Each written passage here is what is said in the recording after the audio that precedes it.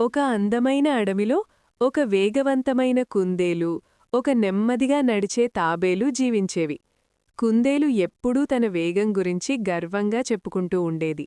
ఈ అడవిలో నాకంటే వేగంగా ఎవరూ లేరు అని చెప్పుతూ తాబేలును తరచూ నవ్వుతూ ఎగతాళి చేసేది. తాబేలు మాత్రం చాలా శాంతంగా ఉండేది. ఎవరు ఏమన్నా కోపపడకుండా తన పని తాను చేసుకుంటూ ముందుకు సాగేది. ఒకరోజు కుందేలు మళ్లీ తాబేలును చూసి, నెమ్మదిగా నడుస్తున్నావు, ఇలా అయితే జీవితంలో ఎప్పుడూ ముందుకు వెళ్లలేవు అని అన్నది. అప్పుడు తాబేలు ఓర్పుగా, వేగం ఒక్కటే గొప్ప కాదు, నెమ్మదిగా అయినా ఆగకుండా కష్టపడితే గమ్యం చేరవచ్చని చెప్పింది. అది విన్న కుందేలు బాగా నవ్వింది. నువ్వు నన్ను ఓడిస్తావా అని అహంకారంతో అడిగింది. తాబేలు ధైర్యంగా, సరే రేస్ చేద్దాం అని అంగీకరించింది. అడవిలోని జంతువులన్నీ చేరి ఒక పొడవైన దారిని రేస్ కోసం సిద్ధంచేశాయి. రేస్ మొదలైన వెంటనే కుందేలు గాలిలా పరిగెత్తింది. తాబేలు మాత్రం నెమ్మదిగా, కాని ఆగకుండా ముందుకు నడిచింది. కొద్ది సమయంలోనే కుందేలు చాలా దూరం ముందుకు వెళ్ళిపోయింది.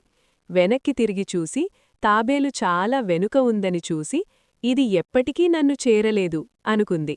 అక్కడ ఒక చెట్టు నీడలో కూర్చుని కొంచెం విశ్రాంతి తీసుకుందామని అనుకుంది. అలసటతో కుందేలు అక్కడే నిద్రపోయింది. ఇదే సమయంలో తాబేలు ఒక్క అడుగు కూడా ఆపకుండా ముందుకు సాగుతూనే ఉంది. ఎండ ఉన్నా, అలసట వచ్చినా, గమ్యం చేరాలనే ఆశతో నెమ్మదిగా నడుస్తూనే ఉంది. చాలా సమయం తర్వాత తాబేలు ఫినిష్ లైన్ దగ్గరకు చేరి రేసు గెలిచింది. అడవిలోని జంతువులన్నీ ఆనందంగా చప్పట్లు కొట్టాయి. కొద్దిసేపటికి కుందేలు నిద్రలేచి చూసింది. తాబేలు ఇప్పటికే గమ్యం చేరిపోయిందని చూసి చాలా బాధపడింది. తన అహంకారం వల్లనే ఓడిపోయానని అర్థం చేసుకుంది. అలా తాబేలు ఓర్పుతో విజయం సాధించింది. కుందేలు గర్వం వల్ల ఓడిపోయింది. ఈ కథ మనకు చెప్పే పాఠమేమిటంటే, నెమ్మదిగా అయినా ఆగకుండా కష్టపడితే గెలుపు తప్పకుండా వస్తుంది. వేగం కంటే ఓర్పు, స్థిరత్వమే ముఖ్యమైనవి.